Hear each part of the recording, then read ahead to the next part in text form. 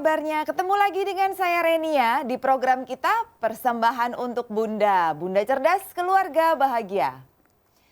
Iya bunda-bunda, hari ini aku akan ditemani ngobrol-ngobrol sama Ibu Nina Nurmala. Nurmila. Oh Nurmila, mohon maaf Ibu.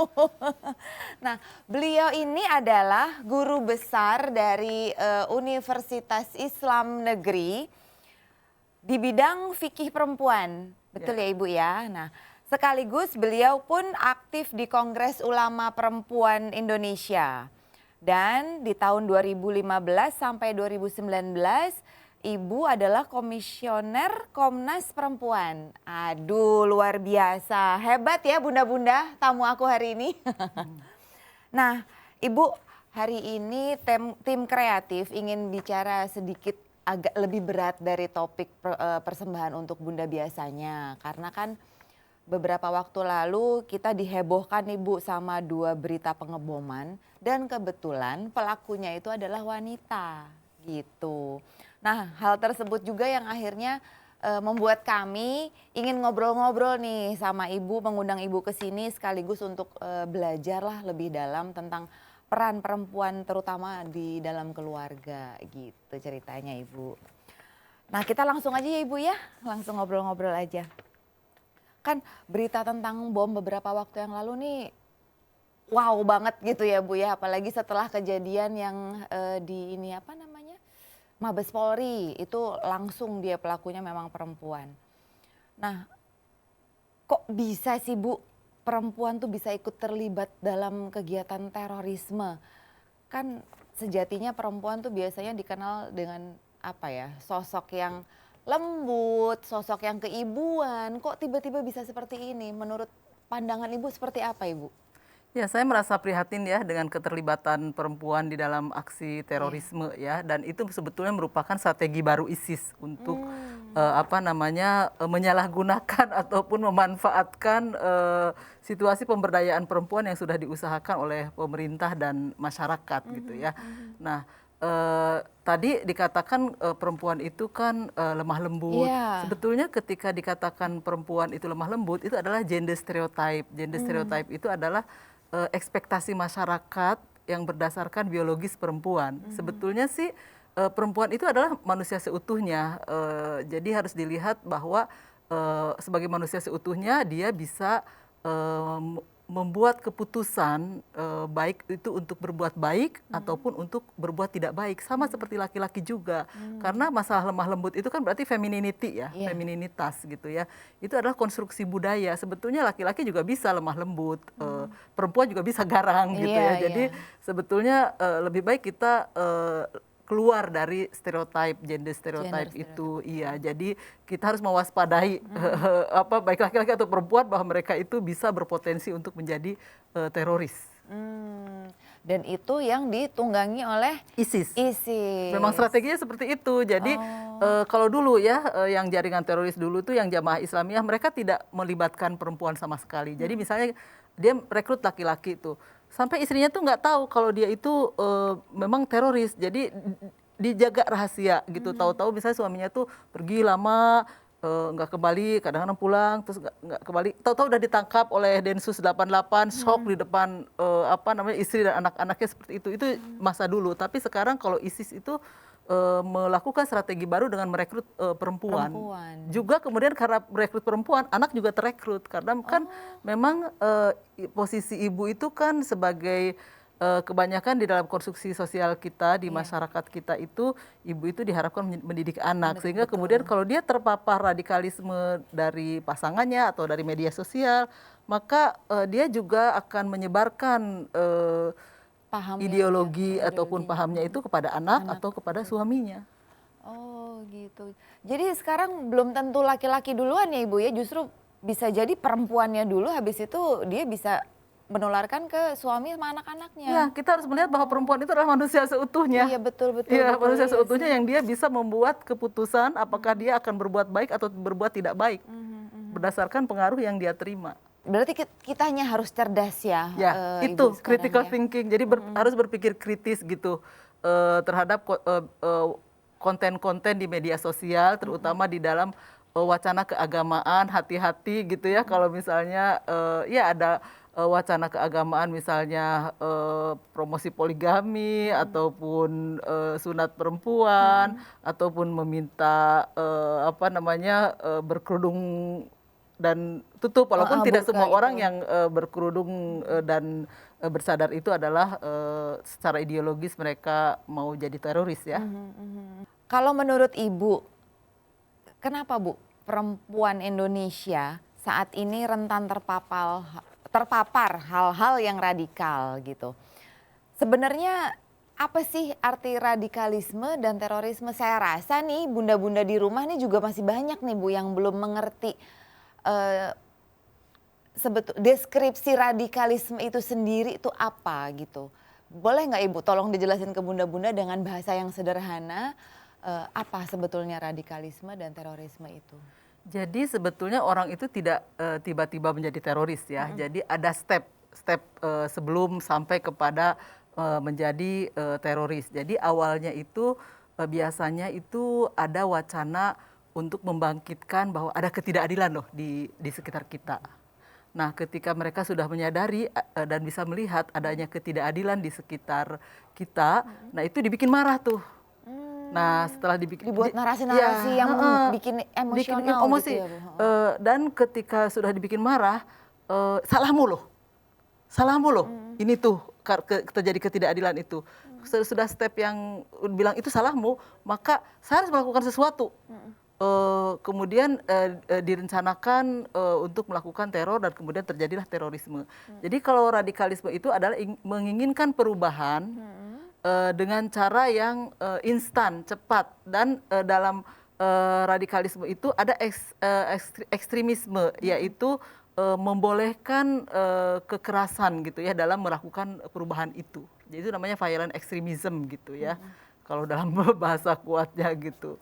Nah, berarti orang-orang yang menyebarkan ideologi ini gitu, pinter sekali dia mengemasnya ya Bu ya, sampai orang tuh nggak sadar kan tuh kalau mungkin mereka apa ya bahasanya ya, nggak sadar kalau mereka tuh sedang dicuci otak mungkin ya bahasanya ya, dirayu, dicuci otak. Itu memang tekniknya yang dipakai sama mereka ini Bu. Ya, mereka sangat ini sekali ya, pinter sekali baik dalam misalnya pengemasan media, image dan sebagainya. Jadi misalnya saya melihat salah satu propaganda ISIS itu yang menarget misalnya ke milenium, ke generasi Z atau ke generasi milenium itu misalnya digambarkan dalam 2 gambar yang satu apa namanya yang ISIS itu pakai hoodie warna biru kayak modern gitu. Jadi orang tuh dibayangkan akan adanya sebuah masyarakat yang ideal, ada banyak keadilan berdasarkan syariat Islam yang itu sangat kontradiktif misalnya dengan situasi sekarang yang negara apa namanya demokratis tapi penuh banyak ketidakadilan gitu. Jadi narasi-narasi yang digunakan hati-hati dengan narasi di media sosial yang anti demokrasi, kemudian promosi khilafah gitu. Itu tuh ke sana arahnya. Apalagi nanti ada narasi misalnya kalau dikenal itu takfiri. Takfiri itu menganggap orang lain itu salah, kafir, halal darahnya gitu. Saya aja yang benar gitu. Itu adalah narasi yang sangat harus diwaspadai oleh ibu-ibu kalau misalnya baca wacana keagamaan. Nanti tak khawatirnya tersedot ke situ, kemudian sedikit demi sedikit diambil itu oleh rekruter itu, dan ketika sudah diambil gitu masuk kepada wacana itu, khawatirnya tidak bisa keluar gitu. Oh gitu. Karena mereka nggak ada ini Bu, nggak ada kalau propaganda yang dilancarkan ke ibu-ibu nih umpamanya nih ya di lapangan tuh apa mereka benar-benar percaya aja gitu langsung 100%? Karena kan banyak yang ini ya apa namanya mungkin ibu-ibu kita tuh banyak yang ikut kegiatan offline, kegiatan-kegiatan yang ya pure ibu rumah tangga, selesai ngurus anak, selesai ngurus rumah, terus ikut pengajian dengan teman-temannya gitu loh. Apa ya, mereka nggak ada nggak mempertanyakan apa ideologi-ideologi yang mereka terima gitu dari kajian-kajian yang mereka dapatkan itu? Perempuan itu memang dikonstruksi untuk taat dan patuh ya, mendengar kalau dalam bahasa agama itu Iya sami sih, dawa Bu. atau nah gitu ya. Iya, Sehingga iya bener. kemudian karena konstruksi budaya itu maka membuat ibu-ibu ini mungkin tidak jadi kurang kritis terhadap wacana yang ada, ikut saja apa yang dikatakan oleh orang di pengajian, baik itu online ataupun offline di majelis taklim gitu. Dan sayangnya memang rekruter ini perginya itu ke masjid-masjid, ke majelis taklim, bahkan ke sekolah melalui kurikulum itu ada pernah kecolongan kan bahwa boleh membunuh seperti itu. Ya, jadi makanya kan sekarang ada Perpres rencana aksi nasional dalam rangka pencegahan violent extremism itu misalnya sampai ke kurikulum supaya buku-buku itu tidak mengandung isi yang menebar Hate speech, radikalisme ya. gitu. Oh, seperti itu. Sampai ke kurikulum sekolah Iya, anak-anak iya, iya, bisa iya. tembus, Bu? Mereka strateginya sudah canggih dan detail, ke masjid-masjid, ke media sosial, ke kurikulum, ke penceramah-penceramah agama gitu. Oh, Iya, oke. Nah, luar biasa sekali ya metodenya mereka ini ya. iya, Apa, pelan, silent, kayak senyap gitu, tapi tiba-tiba ada iya, gitu loh. iya. Terus momennya yang dipilih ini juga selalu kalau saya perhatikan mendekati hari-hari besar agama ya Ibu ya?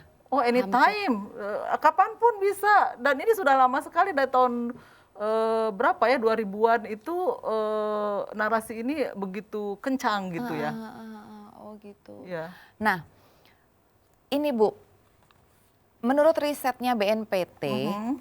menyebutkan perempuan terpapar radikalisme itu angkanya 12,3%. Mhm. Sedangkan pria yang terpapar 12,5%. Nah, selisihnya ini kan hanya 0,2% nih, Bu. Penyebab dan faktor utama apa sih, Bu, yang membuat selain yang tadi sudah Ibu sebutkan, apalagi faktor utama yang lain yang membuat wanita tuh mudah sekali terpapar? Karena ini angkanya bedanya kecil sekali gitu, Ibu. Mungkin saya ingin menjabarkan dulu hasil riset BNPT tahun 2020 Oh ya ya. tentang risiko keterpaparan laki-laki dan perempuan, kemudian generasi Z, generasi milenial. Jadi penelitiannya itu menunjukkan bahwa risiko keterpaparan perempuan itu adalah laki-laki dulu, laki-laki risiko keterpaparannya itu adalah 12,1, kemudian perempuan 12,3%, kemudian dilanjutkan dengan generasi milenial yaitu usia 20 sampai 39 tahun itu 12,4%, dan yang paling rentan sebetulnya generasi Z yaitu usia anak SMP, SMA 14 sampai 19 tahun itu sampai 12,7%. Tapi data BNPT ini tidak menyediakan data terpilah untuk generasi milenial dan Z. Jadi kita tidak tahu di generasi milenial, generasi Z Angka itu pastinya angka gitu. pasti laki-laki dan perempuannya tidak tahu. Ya kalau misalnya data misalnya udah jelas yang data terpilahnya itu laki-laki 12,1%, kemudian perempuan 12,3%, itu saya kira tingkat lebih tingginya keterpaparan perempuan dibanding laki-laki itu bisa karena juga tingkat pendidikan ya, ataupun konstruksi budaya, gender gitu ya. Jadi perempuan itu dikonstruksi menjadi makhluk sekunder, karena dikonstruksi sebagai makhluk sekunder nomor 2 gitu Iya. ya, sehingga kemudian akses kepada pendidikan juga kadang-kadang dinomor 2-kan, sehingga secara data memang laki-laki lebih tinggi tingkat pendidikannya secara umum dibanding perempuan. Nah, semakin rendah pendidikan, semakin tidak kritis, maka semakin mudah dia terpapar radikalisme gitu. Nah, ada saya baca sedikit coret-coretannya Ibu nih ya, Iya, gitu iya. ya. Ada tulisan yang bilang gini, katanya perempuan ini bisa ikut masuk ke dalam jaringan ini karena mencari perhatian, kurang perhatian dari keluarga. Itu contohnya tuh gimana sih Bu umpamanya gitu? Ya memang keluarga itu beda-beda ya. Ada yang lengkap suami dan istri, kemudian keduanya memperhatikan anak-anaknya. Tapi juga ada keluarga yang misalnya orang tuanya itu misalnya menjadi buruh migran karena keterbatasan ekonomi, kemudian dia tidak ada di sekitarnya. Ada juga yang misalnya bercerai sehingga kemudian dia kurang perhatian, sehingga kemudian secara psikologis dia kesepian. Jadi untuk salah satu cara untuk mencari perhatian itu adalah dengan yaitu melakukan hal-hal yang bisa itu menarik perhatian banyak orang gitu ya. Seperti itu diantaranya. Tapi sebetulnya selain karena tidak diperhatikan oleh keluarga, faktor lain misalnya fanatisme agama ataupun ya pengaruh media sosial itu bisa berpengaruh juga terhadap seseorang itu melakukan aksi terorisme. Nah kalau generasi Z ini sendiri Ibu, faktor utamanya yang bisa membuat generasi Z ini mudah terpapar ideologi radikal atau terorisme ini apa Ibu? Karena anak muda itu kan sedang mencari dalam Jati proses diri. pencarian identitas ya, sehingga kemudian bisa saja dia rentan terhadap pengaruh-pengaruh ketika kita tidak membimbingnya dengan baik. Dalam film Jihad Selfie diceritakan Akbar. Akbar itu kan dia anak SMK ya, belajar gitu. Jadi kenapa dia kemudian terpanggil untuk bergabung dengan ISIS karena dia melihat image-image misalnya laki-laki jadi kayak tentara bawa senjata, jihad gitu. Ya ada sense of adventures-nya gitu ya. Jadi dia merasa ini tuh belajar itu apa gitu ya, kok saya seperti hanya untuk memperkaya ilmu diri sendiri, maka kemudian saya ingin berjihad besar. Jadi sense of adventures-nya itu ya, keinginan untuk berkelana gitu ya, kemudian melawan merasakan sesuatu yang adrenalin tinggi gitu. Tapi sebetulnya itu semua adalah utopis kalau menurut saya. Semua propaganda kelompok radikal itu adalah utopis. Utopis itu nggak nyata gitu. Kan janji-janjinya itu kan surga ya. Iya betul. Surga itu nggak bisa dibuktikan. Iya. Dan sebetulnya kan agama Islam itu kan artinya itu damai. Iya. Jadi tidak logis kalau misalnya agama damai kemudian mendukung kekerasan. Itu harusnya orang itu bisa berpikir kritis seperti itu.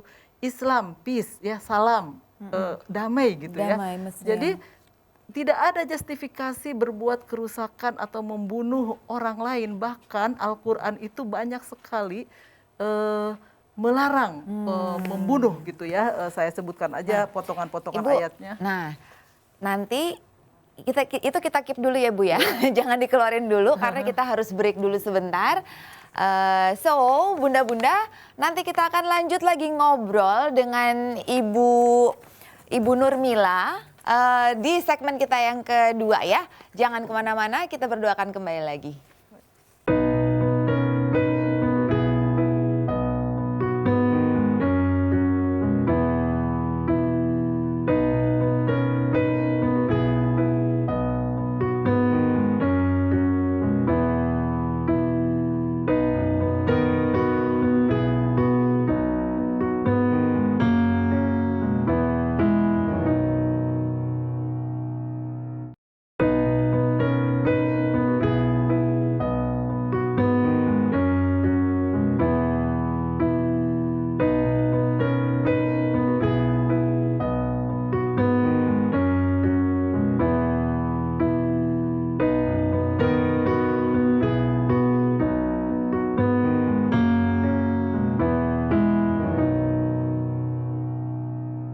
Yes, bunda-bunda balik lagi bersama aku Renia dan Ibu Nina. Setelah berapa kali Ibu ya hafal juga aku nama Ibu.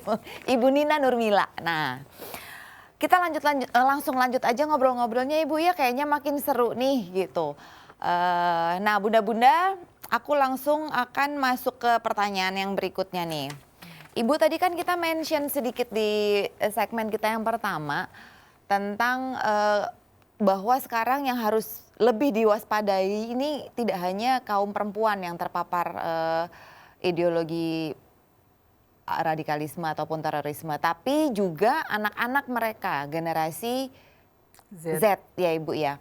Nah, apa tindakan nyata yang orang tua harus lakukan untuk menjaga anak-anak mereka supaya jangan sampai deh anak-anakku kena paham-paham yang menuju ke hal-hal yang berbau teroris ataupun radikal gitu Ibu. Ya, saya kira ini riset BMPT tahun 2020 ini sangat perlu diperhatikan ya bagi orang-orang tua ya, terutama ibu-ibu yang diberikan tanggung jawab untuk mendidik anaknya, walaupun bukan hanya ibu saja yang harus mendidik anak ya. Jadi kadang-kadang anak-anak itu terpengaruh oleh paham radikal itu kan melalui gadget ya, betul. gawai yang sekarang everybody have it gitu Iya, ya. sampai yang ada masih di bayi aja tangannya. punya gitu Bu. Jadi peran orang tua dalam mencegah supaya anak-anak kita tidak terpapar paham radikalisme itu melalui gadget. Jadi usahakan laptop ataupun komputer anak-anak itu di ruang yang kita bisa lihat. Kalau saya sih di ruang TV itu misalnya saya sediakan meja di samping kiri TV gitu ya. Jadi kita keluarga bisa melihat aktivitas Yang anak, dilakukan kemudian si apa anak. yang dia lihat gitu. Pernah juga anak saya minta, Bu ingin di ruang belajar aja, enggak udah di sini aja gitu. Maksudnya kita kan bisa melihat berapa lama dia di depan gadget, ya di depan laptop, kemudian apa yang diakses. Jadi jangan sampai mereka itu tersedot gitu ya oleh laptop dan konten-konten di dalamnya. Dan yang perlu diwaspadai adalah biasanya begini. Orang-orang yang melarikan diri ke gadget, ke gawai itu adalah mereka yang kurang perhatian.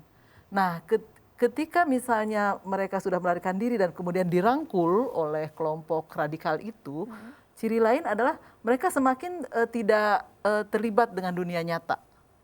Karena dia sudah mulai jauh. Dan nanti lama-lama cara mereka mengindoktrinasinya itu bukan hanya online, mereka dipanggil. Mereka jadi nggak gitu, ada. Ibu? Ya iya, di lapangan offline. Gitu. Jadi orang tua harus waspada dengan melihat anak ini berapa lama di gawai ini. Kemudian kalau tiba-tiba dia izin mau kemana lama gitu. Itu sudah offline itu. Jadi yang perlu diwaspadai adalah orang tua tuh memang harus berkomunikasi dengan anak. Apa yang dipelajari hari ini. Tapi bahasanya ya ibu juga harus tahu nih hari ini pelajarannya apa, kemudian mancingnya bukan dengan ayo belajar atau belajar apa, tidak. Misalnya tentang isu lingkungan ya yang sedang dipelajari. Nanti ibu-ibu harus bisa bertanya misalnya apa sih isu lingkungan yang di sekolah diajarkan itu. Jadi ada engagement antara orang tua, interaksi sehingga kemudian tidak ada ruang untuk berbohong dari si anak itu kepada ibunya. Jadi betul-betul oh dia itu sedang belajar atau mempelajari itu gitu. Belajar untuk keperluan kebutuhan sekolah. Iya, gitu karena ya, memang Bu. kan sekarang kebanyakan sekolah itu adalah online. Gitu. Iya betul, Iya, betul. Iya. Jadi kalau misalnya dia belajar hal lain, konten yang lain bisa ketahuan gitu. Jadi sangat-sangat diperlukan kewaspadaan tingkat tinggi dari orang tua ya. Ya, apalagi kalau misalnya udah ada bahasa-bahasa togut. Wah, udah bahaya tuh. Kemudian karena ketika misalnya anak udah terpapar banget gitu ya, sampai bisa mengkafirkan orang tuanya. Oh. Iya, menganggap itu seperti kafir. yang saya baca di itu Bu, saya Itu sempat baca takfiri juga namanya. surat bunuh diri itu yang kemarin kan Ya, viral Zakia tuh kan itu, Bu, iya. viral kan tuh di online kan ya, saya baca isinya tuh ya hampir sama ya Ibu sama kejadian pemboman yang di Makassar ya. Iya, karena dia sistemik, satu sistem. Jadi biasanya kelompok tersebut mengharamkan bank, tidak boleh jadi PNS, seperti itu. Itu ciri-ciri orang udah terpapar radikal itu. Saya juga punya tetangga gitu ya, dia itu ingin keluar dari bank, bekerja di bank, kemudian si kakak iparnya itu bertanya kepada saya, apakah bunga bank itu adalah riba dan apakah boleh dia bekerja di bank? Saya bilang, riba itu yang ad'afan mudha'afatan, saya bilang gitu ya. Ad'afan mudha'afatan itu yang berlipat-lipat. Kalau saya melihat bunga bank di Indonesia itu masih dalam tahap wajar, dalam arti dia itu adalah kelebihan yang digunakan untuk manajemen, kemudian sedikit reward kepada yang menyimpan gitu ya, kemudian seperti terima kasih bagi peminjam. Jadi tidak bisa dikatakan sampai kemudian diharamkan gitu. Pemahaman riba sendiri itu terlalu sempit ya sepertinya, yang kalau di apa namanya disampaikan di ya itulah ibu kelompok di dalam kelompok itu. Iya, jadi kelompok itu memang mereka anti kemapanan modern karena mereka kan utopis itu membayang-bayangkan ingin kembali seperti masa lalu, tapi mereka pegang gadget juga, bukan naik onta. Iya benar. Nah Ibu, kalau nih tadi kan kita udah bahas tentang orang tua sekarang dituntut untuk lebih aware. Nah, kalau bisa orang tuanya dulu juga yang paham, yang ngerti dulu nih Bu ya tentang paham radikalisme dan terorisme ini, baru mereka bisa melakukan pengawasan yang lebih ketat gitu terhadap lingkungan pergaulan anaknya, lingkungan di mana anaknya main di dunia maya gitu kan, apa isi konten yang selalu dibaca oleh anaknya. Nah, berikutnya kalau pemilihan sekolah sendiri. Nah, sekarang ini kan ibu-ibu muda nih kalau milih sekolah tuh kayaknya ribet banget tuh untuk anak-anak mereka. Pemilihan sekolah yang ibu sarankan, karena tadi sebelum kita masuk ke segmen kedua sempat kita bahas sedikit ya bahwa itu masuknya ke sekolah-sekolah maupun ke kurikulum. Harus seperti apa? Harus bagaimana orang tua saat ini memilihkan sekolah yang baik dan benar gitu jalurnya untuk si anak, Bu? Hati-hati saja terhadap misalnya sekolah, kadang-kadang itu ada di gurunya juga.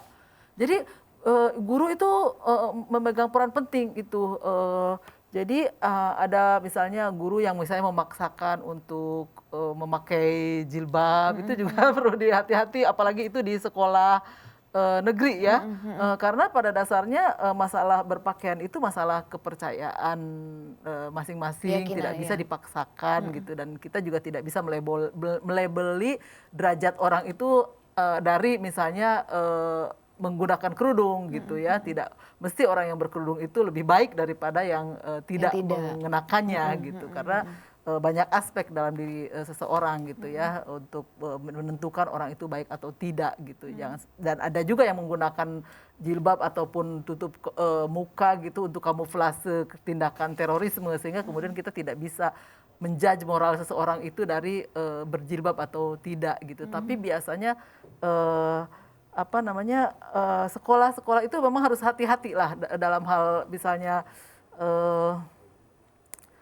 memilih gurunya, karena memang jaringan-jaringan teroris ini menargetnya kurikulum melalui bahan-bahan ajar. Pernah kan beredar tentang imam sholat atau dari sejak 2000 tuh saya memperhatikan wacana penyusupan ideologi radikal itu melalui buku ajar ataupun guru-gurunya gitu ya. Jadi orang tua juga harus memperhatikan betul ya kualitas sekolah yang mereka pilihkan untuk anak-anak mereka gitu. Ya, dan guru agamanya juga. Guru agamanya gitu, juga. hati-hati Iya, kok sekarang ngeri ya Bu ya zaman sekarang. Dia itu mereka tuh terencana dan sistemik menggunakan berbagai jalur dalam mempengaruhi orang untuk bersikap radikal, walaupun sekarang ISIS sudah jatuh ya sebetulnya, tapi ternyata itu tidak menghentikan, ya jatuhnya Bu ini ya. Tidak menghentikan aksi terorisme seperti yang baru-baru ini. Jadi setelah jatuhnya ISIS, tetap aja ada lone wolf. Lone wolf itu adalah serangan individu ya, seperti yang dilakukan oleh Zakiyah gitu ya. Bermutasi judulnya.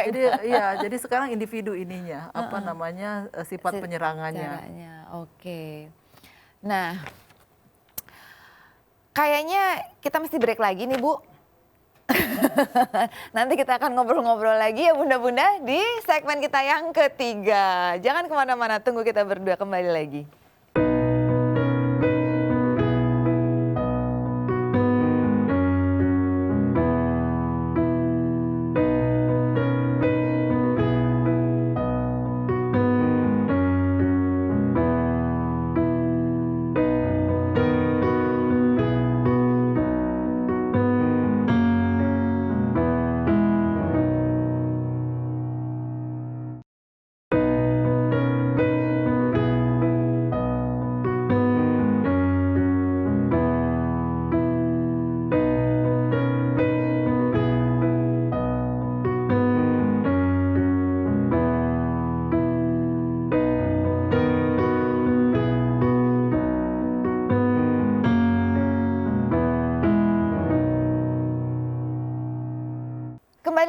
bersama aku Renia dan Ibu Nina. Kita masih akan ngobrol-ngobrol tentang perempuan dan radikalisme gitu ya Ibu ya. Kita lanjut aja deh Bu, takut keburu habis waktunya nanti. Obrolan kita masih panjang. Ibu, aku minta tolong dong dijelasin. Radikalisme dan jihad di dalam Al-Quran sendiri itu sebenarnya gimana sih Bu gitu kok bisa sampai banyak sekali yang pemahaman itu diseleweng-selewengkan gitu. Jadi tolong dicerdaskan kami semua dan bunda-bunda di rumah, jihad dan radikalisme di dalam Al-Quran itu seperti apa? Kita mesti memahaminya gitu Ibu. Oke. Kalau Al-Quran itu kan sumber ajaran Islam ya. Betul. Islam itu adalah, saya tekankan lagi bahwa Islam itu adalah agama yang damai. Damai. Damai. Sehingga kemudian ketika ada perang pun, memang dulu dalam sejarahnya itu pernah ada peperangan, tapi sifatnya defensif, tidak agresif, gitu ya. Dan Rasul sendiri menggambarkan jihad itu ada dua, jihad besar dan jihad kecil. Jihad kecil itu ya berperang melawan musuh yang menyerang. Kemudian jihad besar itu justru adalah melawan hawa nafsu kita. Itu yang besar malah ya. Iya, Bu, ya? melawan hawa nafsu kita, tidak marah, itu terutama tidak marah, gitu. Ya itulah agama damai Islam.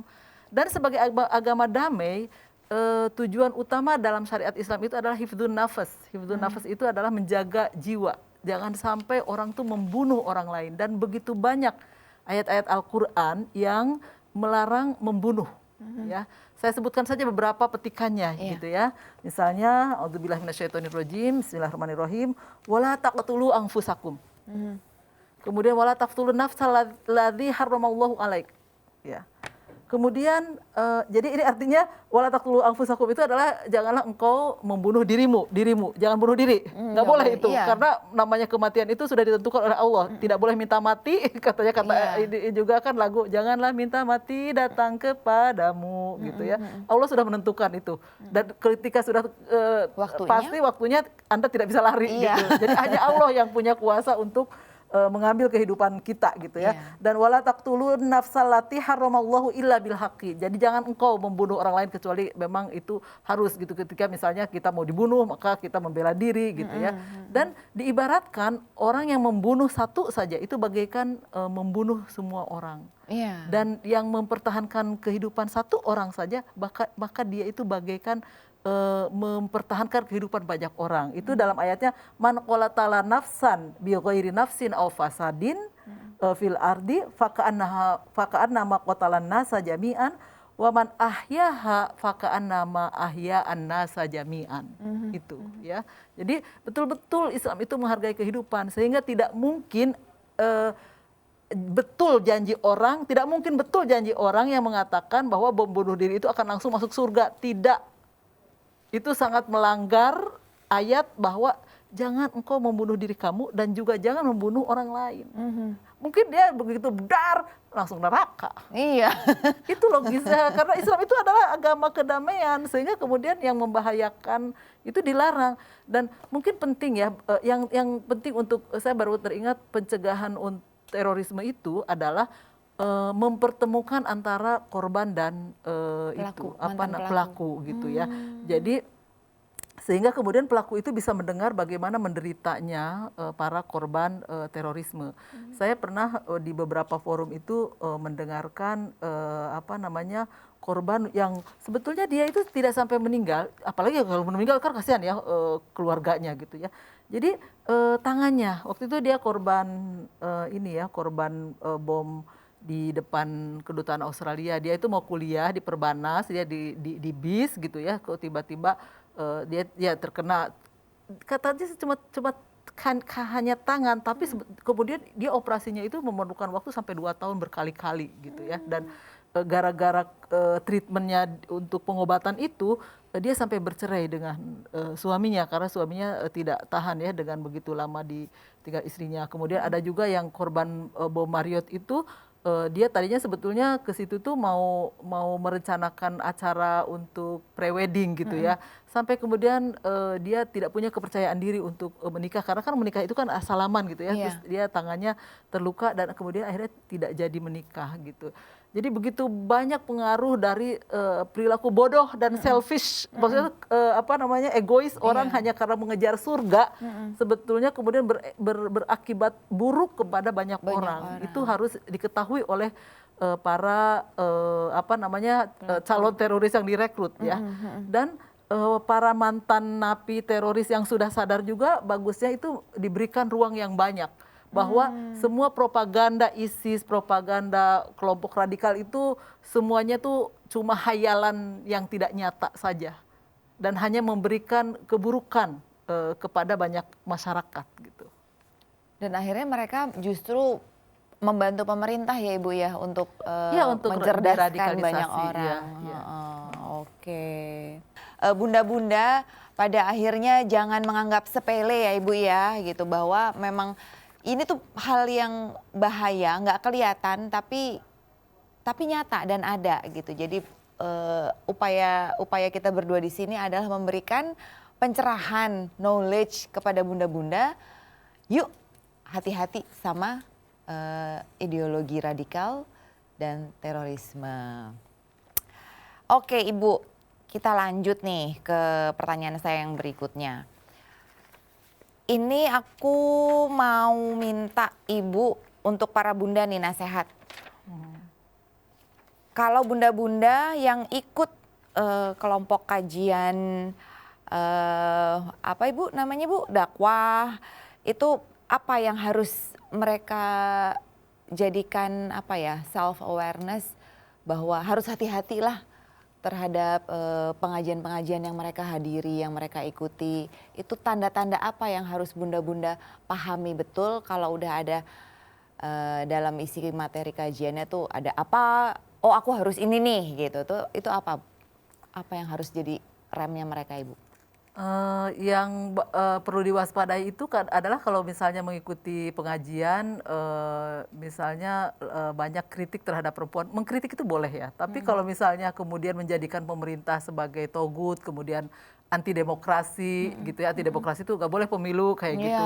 Karena buat mereka yang benar itu adalah hanya mengikuti baiat gitu. Sistem khilafah. Padahal sistem khilafah itu ya kayak dinasti gitu tanpa pemilihan, bahkan cenderung kepada otoriter ya gitu.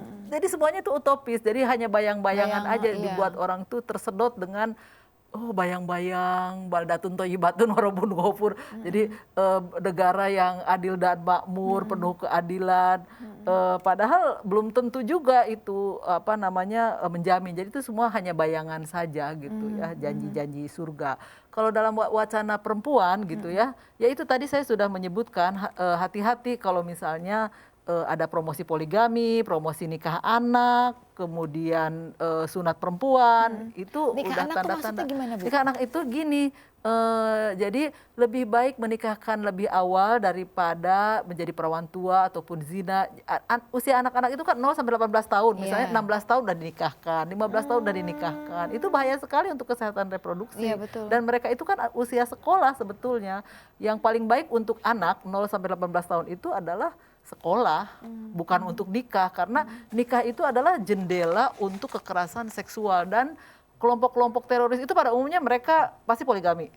Rata-rata Ibu ya? Rata-rata, karena mereka ingin istilahnya dikatakan itu adalah untuk menciptakan jungduloh, jadi memperbanyak tentara Allah gitu. Dan perempuan itu dalam kelompoknya itu lebih banyak ya ditempatkan sekunder gitu, pendukung saja. Jadi kalaupun misalnya mereka dijadikan pengantin bom bunuh diri, sebetulnya mereka hanya foot soldier ataupun follower yang tadi bukan peran utama, bukan inisiator, tapi hanya dijadikan alat aja sih sebetulnya, untuk selain alat bahwa lu aja yang mati perempuan juga sedih banget. Iya, untuk bikin berani para laki-laki gitu. Perempuan aja berani, masa laki-laki enggak gitu. Jadi itu challenging tuh masculinity sebetulnya. Aduh, jangan mau ya Bun. Strategi, alat. Aduh, sudahlah dianggap sekunder, habis itu dipasangin bom disuruh mati, kasihan banget. Karena tidak penting maka mati saja gitu. Oh iya, Lalu apalagi tuh Bu? Tadi promosi poligami, Ya, kemudian terus surat perempuan. Karena sebetulnya perempuan. tidak ada justifikasi agama untuk perempuan itu itu dilakukan sunat. Ya, Hmm. memang laki-laki untuk kesehatan ya, Iya, sunatnya kalau disunat. laki-laki. Tapi bentuk kelamin laki-laki itu beda dengan perempuan. Kalau perempuan tidak perlu ada yang dibuang. Maksudnya tuh ketika pipis ya dia tidak ada yang menghalanginya untuk bersuci. Beda dengan kalau laki-laki, kalau misalnya dia tidak disunat, justru sulit untuk bersuci. Padahal untuk sholat itu sendiri kan harus bersuci gitu. Tapi mereka menganalogikan kalau untuk laki-laki disunat maka perempuan disunat. Padahal beda bentuk kelaminnya. Gemes aku dengernya Bu, gemes-gemes. Kok jahat banget sih ya bisa brainwash orang segitu banyak. Nah, lalu peran keluarga nih Bu. Ya. Lingkungan sekitar dan dukungan pemerintah ini harus seperti apa sih Bu untuk bisa mencegah semakin banyaknya yang terseret pada arus radikalisme ini? Saya kira untuk baru-baru ini ya pada 6 Januari tahun 2021 ini Presiden menandatangani rencana aksi nasional lengkapnya rencana aksi nasional pencegahan dan penanggulangan ekstremisme berbasis kekerasan yang mengarah ke terorisme untuk 2020-2024 ataupun RANPE lah kalau ininya apa namanya pendeknya. Nah, ini tuh sudah bagus RANPE ini karena melibatkan banyak pihak dalam pencegahan dan penanggulangan terorisme, misalnya melibatkan tokoh adat, tokoh agama, influencer di media sosial dan kemudian media massa gitu ya, kemudian melibatkan masyarakat ya, pemolisian masyarakat. Jadi bukan hanya polisi yang harus bisa mendeteksi adanya penyebaran radikalisme, masyarakat juga kalau misalnya melihat kok ada orang asing datang kemudian apa namanya ngontrak rumah, kemudian dia tetap terisolasi gitu, khawatirnya kan dia ngerakit bom gitu ya. Jadi kalau misalnya curiga ya dilaporkan. Jadi di RANPE ini juga ada pendirian unit pengaduan untuk kepolisian gitu. Kemudian juga pemerintah dalam pencegahan ini juga melibatkan guru agama ya, kemudian kurikulum, melihat juga bahan ajar gitu, kemudian juga training bagi pengelola rumah ibadah dan penceramah. Oh gitu, sekarang Ya, ada itu Bu. ya itu bagus. Semoga saja ini terlaksana. Tapi yang kurang itu yaitu harus ada sistem monitoring untuk melihat bagaimana kesuksesan dari implementasi RANPE ini gitu ya. Dan kemudian karena memang sekarang sudah meningkat keterlibatan perempuan dalam aksi radikalisme dan terorisme dan kemudian sudah ada yang tertangkap, tentu saja perlu memperhatikan cara penanganan napi teroris perempuan, dan ini harus memperhatikan HAM-nya karena perempuan itu punya organ reproduksi, misalnya mereka bisa menstruasi, hamil, menyusui, melahirkan ya. Ini harus diperhatikan kebutuhan-kebutuhan untuk itu gitu ya, termasuk misalnya perlu pembalut dan sebagainya, itu harus diperhatikan. Dan kemudian mungkin perlu staf yang perempuan gitu ya, supaya mereka sudah bisa apa namanya ada trust, ada apa saling percaya dan keterbukaan gitu. Dan penting untuk memfasilitasi reintegrasi kembali ke masyarakat untuk napi teroris ini. Karena kalau misalnya mereka sudah selesai masa hukumannya kembali ke masyarakat, tapi masyarakat itu menolak, menjauhi gitu ya, maka itu kemungkinan dirangkul kembali oleh kelompok itu. ekstremis Ya, ini. karena mereka kan sistematis ya, mereka itu merekrutnya itu dengan misalnya memberikan dana. Itu kan mereka ambil dari simpatisan, kemudian dia kasih untuk mengiming-imingi orang. Selain mereka menjanji-janjikan, juga mereka memfasilitasi, misalnya dulu ketika masih ISIS masih ada, untuk pergi ke Syria misalnya, seperti itu. Oh wow. Nah, saya sempat dengar juga itu Ibu ada apa ulama sekarang harus apa disertifikasi. Oh iya. Nah itu salah satu dari bentuk dari program ini juga Ibu. Ya, tapi itu banyak protes ya, banyak diprotes oleh masyarakat tentang sertifikasi ulama itu. Iya, karena memang itu tuh langkah dari pemerintah untuk supaya mencegah penyebaran radikalisme gitu, sehingga kemudian orang yang diberi corong di masjid itu mesti sudah dikenal bahwa dia tidak akan menyebarkan paham radikal yang mendukung misalnya pendirian negara Islam seperti itu. Wow, semoga apa yang upaya-upaya yang dilakukan pemerintah bisa berjalan dengan sukses ya Ibu ya untuk mencegah penyebarannya paham ini gitu loh, supaya nggak lebih masif lagi nanti efeknya ke depan. Apalagi untuk anak-anak kita ya Ibu ya, sayang banget generasi muda ini kita. karena penelitian menunjukkan bahwa justru kelompok generasi Z, anak usia SMP, SMA itu lebih rentan terpapar radikalisme, sehingga kemudian ibu-ibu nih harus hati-hati, mesti jaga anak-anak baik-baik gitu ya, jangan sampai anak itu kurang kasih sayang, walaupun bapaknya juga harus memperhatikan juga gitu ya, dan itu jangan terlalu lama di gadget dan menyendiri di kamar. Nah, kalau bisa ketika anak pegang gadget dan bukan sedang pelajaran sekolah, di ruang tamu yang kita tuh lalu lalang gitu ya, jangan terlalu asik mereka. Di dalam ruangan sendiri yang tidak terpantau oleh orang tuanya gitu ya Bu ya. Nah, oke, Ibu sudah sampai di penghujung program kita. Terima kasih banyak Ibu Nina untuk kedatangannya, bersedia ngobrol-ngobrol bersama saya dan bunda-bunda di rumah. Semoga apa yang Ibu sampaikan bisa memberikan pencerahan, ilmu yang baru, dan pada akhirnya membuat bunda-bunda tuh lebih waspada ya Ibu ya, tentang radikalisme dan terorisme ini, terus lebih aware tentang ini lingkungan keseharian mereka. Walaupun nggak apa-apa ibu rumah tangga, tapi boleh dong ibu rumah tangga itu cerdas gitu kan ya Bunda. Cerdas, hidup promosi damai itu bukan hanya untuk keluarga saja, tapi juga dengan tetangga, dengan semua orang manusia, dengan agama manapun, karena kita sama-sama orang Indonesia. Iya gitu. Jangan lupa loh Bunda, ibu itu adalah madrasahnya anak-anak gitu ya Ibu ya, betul ya? Pendidik anak ya. Tempatnya anak-anak belajar, tempatnya anak-anak meniru dan mencontoh. So, jadilah ibu yang berkualitas untuk generasi muda penerus bangsa. Oke, bunda-bunda semuanya, sudah waktunya saya Renia bersama tamu saya Ibu Nina untuk undur diri. Semoga apa yang kami sajikan hari ini bermanfaat untuk bunda-bunda semuanya. Sampai ketemu lagi di program persembahan untuk Bunda episode berikutnya dengan topik yang lebih menarik lagi. Bunda cerdas, keluarga bahagia, saatnya saya pamit. Bye, see you.